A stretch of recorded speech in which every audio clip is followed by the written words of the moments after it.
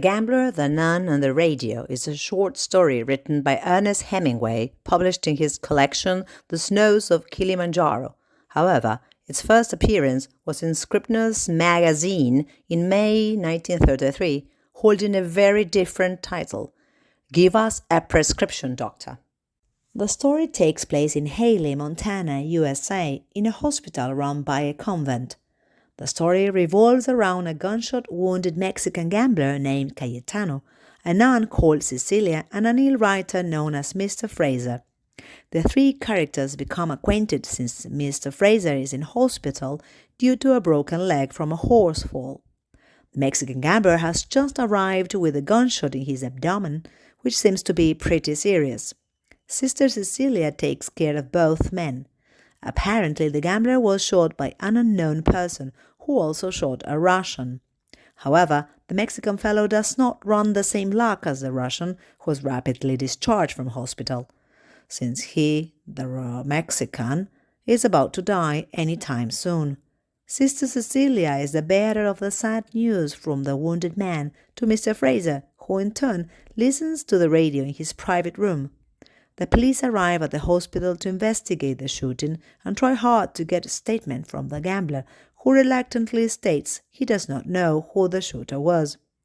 As the story unfolds, Sister Cecilia grows fond of the poor Mexican who has no friends or relatives to visit him. She prays constantly for his recovery, and she sets up a visit from some fellow Mexicans she thinks might cheer him up. This plan backfires as the Mexicans who show up are friends of the man who shot the bedridden Mexican. Mr. Fraser gets immersed in a conversation about religion and vice with the Mexicans. Cayetano's fate is uncertain, with the reader left to wonder about his survival and the effectiveness of the nun's prayers. Mr. Fraser, meanwhile, seeks solace in the limited connection provided by the radio, highlighting the character's yearning for something beyond the confines of the hospital. The original title of the story was completely different. It was Give Us a Prescription, Doctor. This title seems to be a desperate call for help in a world deprived of moral values and full of human solitude. Science and medicine might be the numbing cure for ailments caused by the loss of faith in a fallen apart post-war society. Moreover, the kind of structure the title displays is similar to the Christian Lord's Prayer, Give us this day our daily bread. If we consider both titles, the first one and the last and definite one, we might draw conclusions on the way disillusionment and frustration pervades through the story. The Gambler, the Nun, and the Radio works as a microcosm of the narrative itself, and it reminds us of Hemingway's minimalistic style. It is in the setting of a hospital that three utterly different people are related to each other, showing their inner wishes and beliefs. Adding to this, the last title points to three forms of relief: gambling, religion, and entertainment. Each character represents different themes the story explores, such as chance in the case of the gambler, faith in the case of the nun, and desire for human connection or hope in the case of Mr. Fraser. Each element of the title symbolizes these ideas.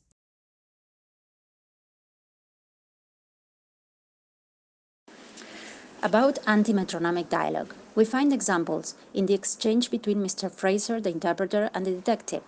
The anti-metronomic nature of the dialogue, along with the minimal wording among these three characters, leads to some ambiguity about who is always in and about whose bad luck they are talking about. Is it the Mexicans, Mr. Fraser's? Something similar appears in the exchange between Mr. Fraser and Cayetano once Cayetano is out of the woods. Again, the lack of identification of every line that is being said makes it hard to distinguish whose leg the characters are talking about, since Mr. Fraser has broken his leg, that much we know, but also Cayetano ends up paralyzed. In this scene, they finally get to talk about the pain they are experiencing, and the words equally, he said, with the word equally closing the dialogue, produces a mirroring effect. Both Cayetano and Mr. Fraser understand and can empathize with the pain of the person in front of each of them, since the pain is the same. About characters, there is Mr. Fraser, whose point of view is predominant in the story because we, the readers, find out alongside Mr. Fraser what has happened to the other patients, particularly to Cayetano. We learn that Mr. Fraser is a writer, and it is in his voice that the narrator introduces the philosophical debate about what alleviates pain. Is it the radio? Is it sex? Is it religion? Is it love for your country? Concluding that it is bread, that is food, the one thing that really keeps people from revolting. We also learn that Mr. Fraser is in a lot of pain and basically cannot walk at the moment at least, because we see him being wheelchaired or moved around in his hospital bed, as when the doctors try to have him look out the window to see what's going on outside.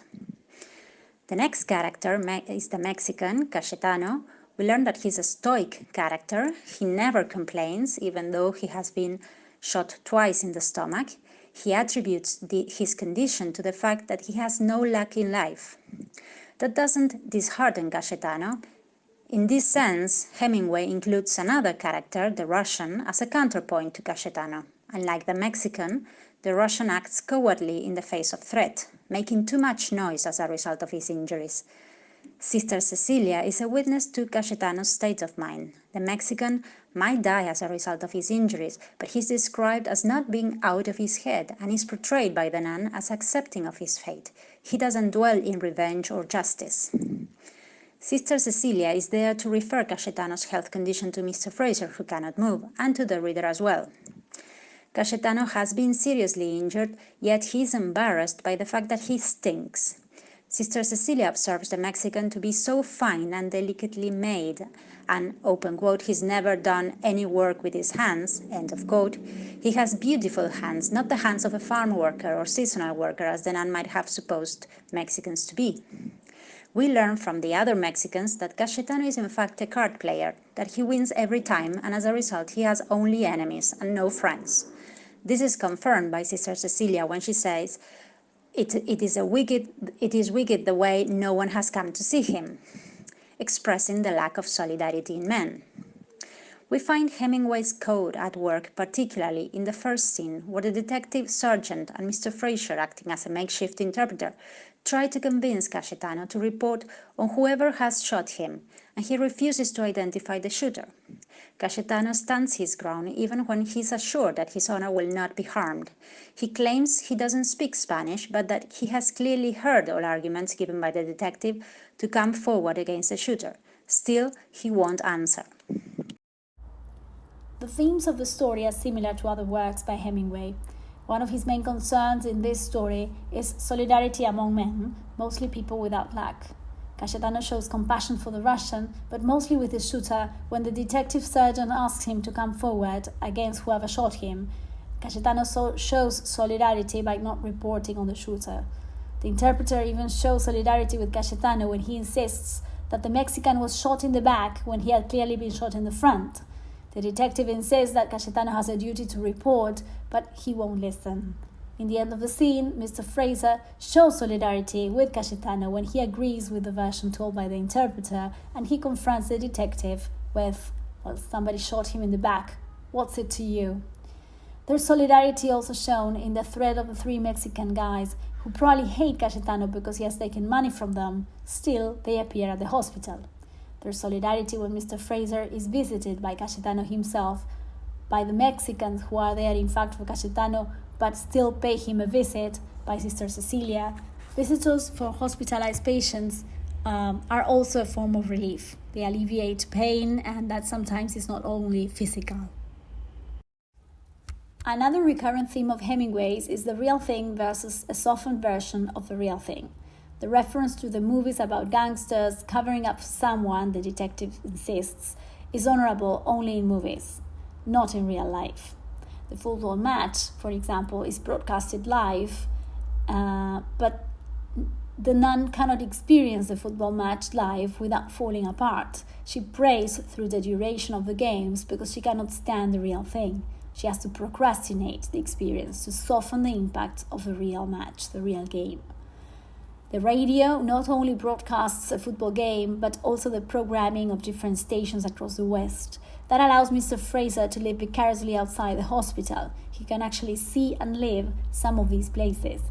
And the interference of the X-ray machine that Mr. Fraser mentions is there to remind us, and Mr. Fraser himself, of the fact that he's not out there experiencing the real thing, but rather he's experiencing is what he's experiencing is artificially mediated, and he's there in isolation and without real communication with the outside world. Something similar happens to the windows of the hospital. The view of the outside from a room, the temperature of which you control, clearly is not the same thing as the snow out there. This leads to another recurrent theme of Hemingway's, simple things that alleviate everyday pain. There's a whole catalogue of them.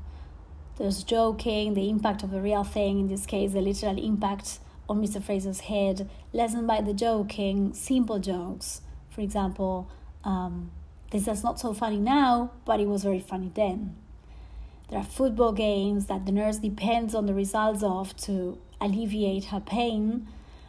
The booze, music, live and on the radio, visitors at the hospital, and the role of the radio as a cover-up for actual screaming, that the radio does not alleviate here, but rather the screaming alleviates. There's more to Hemingway's stories than meets the eye. The use of understatement is always prevalent. Mr. Fraser seems to minimize his health even though he has been confined to a hospital bed for a long time. Since he had a horse accident, it would seem that Mr. Fraser is an active man who might really need to get his leg going back on. However, he belittles his health condition to the minimum, leaving the reader to imagine the real pain and depression he might be feeling. We can also find an example of understatements in the ending of the story. After concluding that bread, food, is the opium of the people, the one thing that keeps the status quo invariable, Mr. Fraser goes back to his booze and his radio, and he plays it softly so as not to awaken anyone, as opposed to the cucaracha, which is played very noisily by the Mexicans. Apparently, nothing really changes for Mr. Fraser. He stays alone after having reflected upon human condition, and he resorts to his own personal opium, the radio.